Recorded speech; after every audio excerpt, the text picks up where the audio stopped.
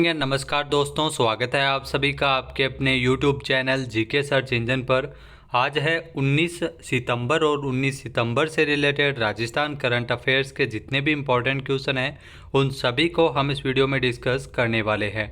तो पूरा वीडियो बहुत ध्यान से देखना और वीडियो के एंड में मैं आपसे क्वेश्चन पूछूंगा जिसका आंसर आपको कमेंट बॉक्स में देना है। कल के वीडियो में मैंने आपसे क्वेश्चन पूछा था जो था हाल ही में राजस्थान मिशन 2030 अभियान कब तक चलाया जाएगा। तो इस अभियान को 30 सितंबर 2023 तक चलाया जाएगा, यानी कि बी ऑप्शन इसका बिल्कुल सही था। जिन दोस्तों ने बी ऑप्शन कमेंट बॉक्स में सही जवाब दिया था उनको हार्दिक शुभकामनाएं। जी हाँ, मुख्यमंत्री राजस्थान आर्थिक सुधार सलाहकार परिषद के नेतृत्व में विकसित किए जाने वाले राजस्थान 2030 के दस्तावेज को तैयार करने के लिए राजस्थान मिशन 2030 अभियान है जो 15 अगस्त से लेकर 30 सितंबर तक की अवधि में चलाया जा रहा है। राजस्थान में साल 2030 तक प्रदेश को अग्रणी राज्यों में शामिल करने का संकल्प है वो राज्य सरकार के द्वारा लिया गया है, जिसमें राज्य सरकार 1 करोड़ से अधिक लोगों को उनके सपनों के राजस्थान के लिए सलाह और सुझाव लेगी। इसी के आधार पर यह विजन 2030 डॉक्यूमेंट तैयार किया जाएगा। जयपुर के बिड़ला ऑडिटोरियम में 22 अगस्त को औपचारिक रूप से मुख्यमंत्री अशोक गहलोत ने इस मिशन 2030 राजस्थान का अभियान का शुभारंभ किया था। तो चलिए स्टार्ट करते हैं आज के करंट अफेयर्स। पहला क्वेश्चन है, हाल ही में उच्च शिक्षा में सुधार के लिए Rajasthan state faculty development academy, ये ध्यान रखना इंपॉर्टेंट क्वेश्चन है। Rajasthan state faculty development academy है वो कहाँ स्थापित की जाएगी।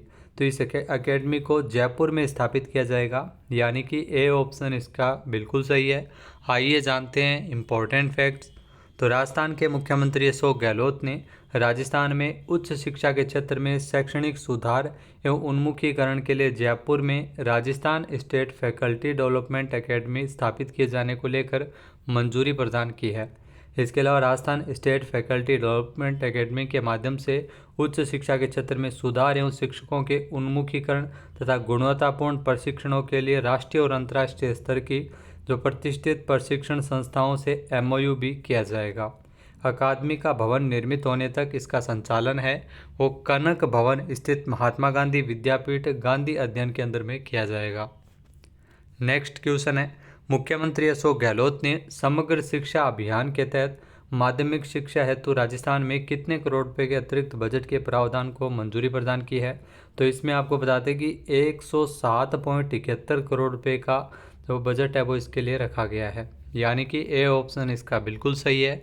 आइए जानते हैं इम्पोर्टेंट फैक्ट्स। तो राजस्थान के मुख्यमंत्री अशोक गहलोत ने समग्र शिक्षा अभियान के तहत माध्यमिक शिक्षा हेतु 107.71 करोड़ रुपए के अतिरिक्त बजट के प्रावधान को मंजूरी प्रदान की है।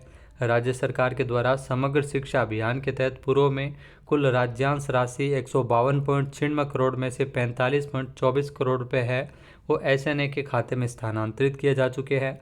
अब शेष राशि 107.71 करोड़ रुपए के लिए अतिरिक्त बजट के वित्तीय प्रावधान को भी स्वीकृति प्रदान की है।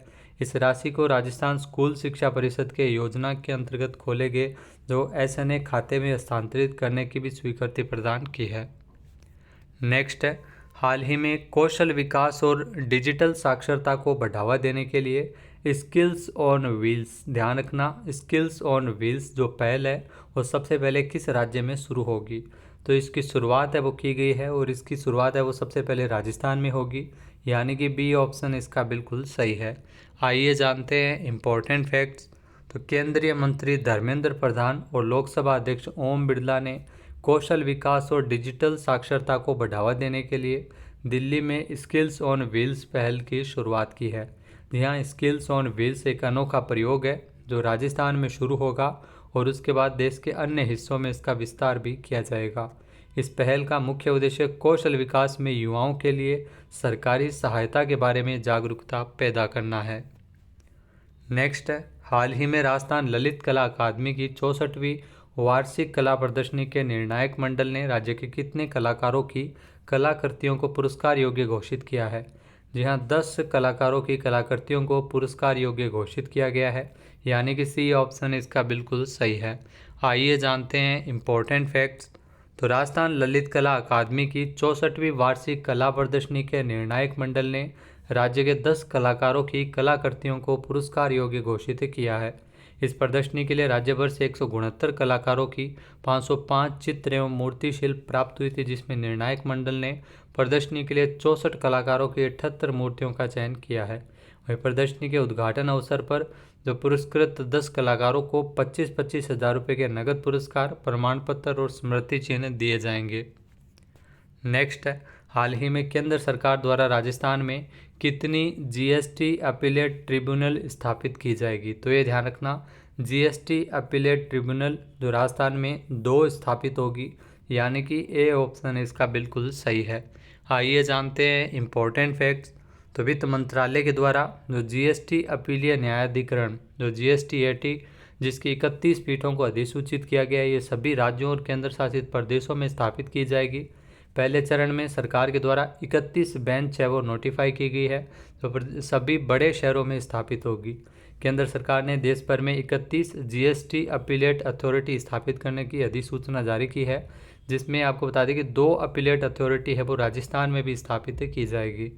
कर विवादों को संबोधित करने के लिए एक निष्पक्ष और विशेषज्ञ और कुशल मंच प्रदान करने तथा उनके महत्व के कारण कर मामलों को हल करने के लिए जीएसटी न्यायाधिकरण है वो काफ़ी ज़रूरी है, और इसके माध्यम से टैक्स मांगों के 14,000 से अधिक मामलों को त्वरित निपटान का रास्ता है वो इसमें साफ हो सकेगा। नेक्स्ट है, हाल ही में मुख्यमंत्री अशोक गहलोत ने किस जिले में स्थित टहला में देवनारायण बालिका आवासीय विद्यालय प्रारंभ करने की स्वीकृति प्रदान की है? तो टहला है वो अलवर में स्थित है, यानी कि डी ऑप्शन इसका बिल्कुल सही है। आइए जानते हैं इम्पोर्टेंट फैक्ट्स। तो राजस्थान के मुख्यमंत्री अशोक गहलोत के नेतृत्व में राज्य सरकार के द्वारा बालिका शिक्षा को लेकर महत्वपूर्ण फैसले लिए जा रहे हैं, जिसमें सीएम अशोक गहलोत ने टहला अलवर में देवनारायण बालिका आवासीय विद्यालय प्रारंभ करने की स्वीकृति प्रदान की है।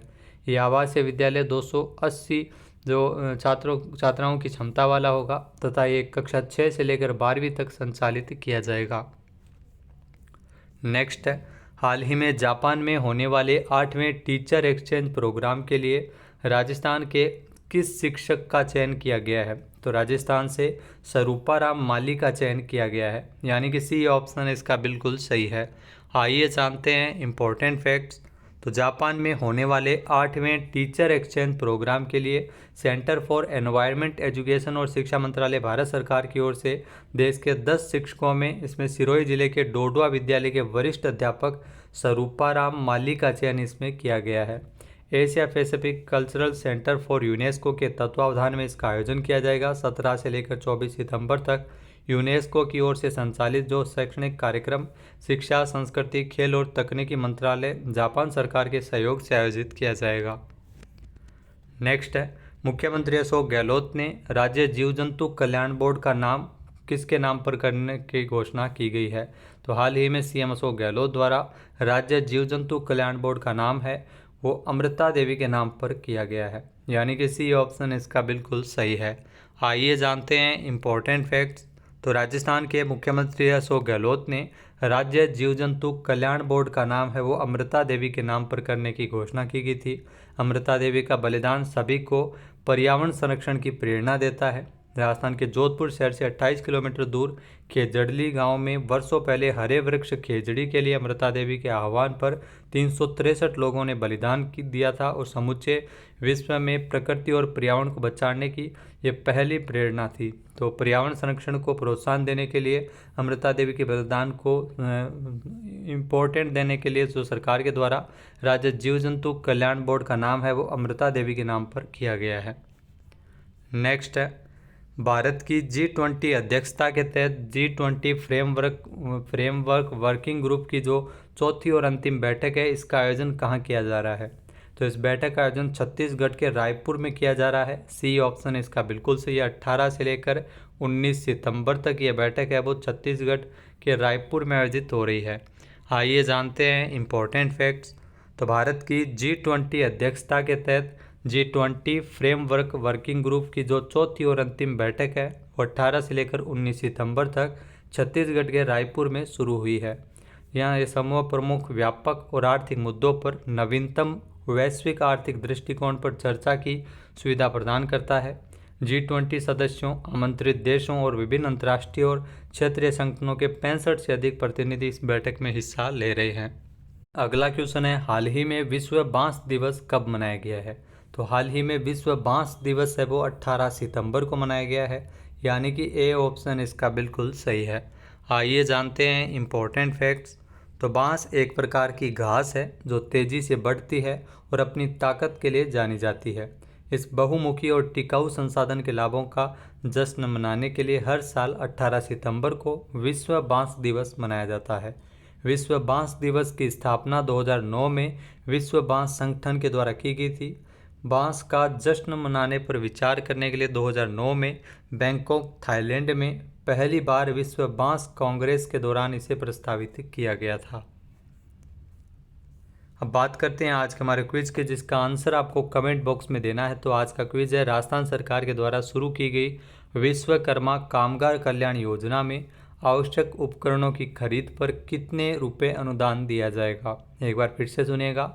राजस्थान सरकार के द्वारा शुरू की गई विश्वकर्मा कामगार कल्याण योजना में आवश्यक उपकरणों की खरीद पर कितने रुपए का अनुदान दिया जाएगा? इसका सही आंसर आपको कमेंट बॉक्स में देना है। और अगर ये वीडियो आपको पसंद आए तो इसे लाइक और शेयर करना बिल्कुल न भूलिएगा। चैनल पर नए हैं, सब्सक्राइब नहीं किया है तो अभी सब्सक्राइब बटन पर क्लिक करें। इस वीडियो की जो PDF फाइल है वो आप वीडियो के डिस्क्रिप्शन बॉक्स से डाउनलोड कर सकते हैं और इस क्वेश्चन का आंसर आप वोट करके भी कर सकते हैं। वीडियो देखने के लिए धन्यवाद। जय हिंद, जय भारत, जय राजस्थान।